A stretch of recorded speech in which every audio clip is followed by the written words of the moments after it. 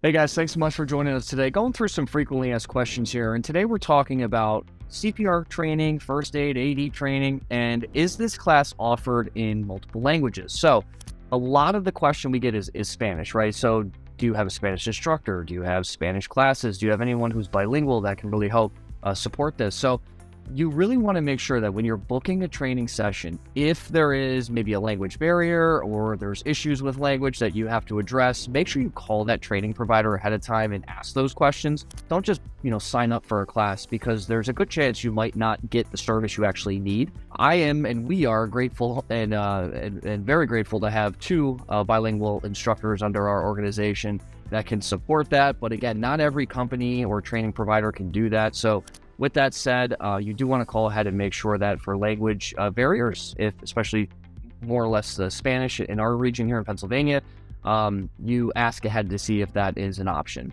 The other thing to consider is the blended learning versus the in-person training. So with American Red Cross Training Services, they do not yet have the online version in Spanish. However, the full course can be, and the textbooks can be in Spanish as well. So if you do a full training session, you have a participant manual. Yes, there is Spanish available, Spanish audio, Spanish, text, all those things that providers can get. And as well as that, and on top of that, you want to make sure that you do have a Spanish-speaking provider, or at least a bilingual provider, if that's a need that you have, right? So call ahead, ask those questions, make sure that you can find someone that in your area local to you that would be able to support that.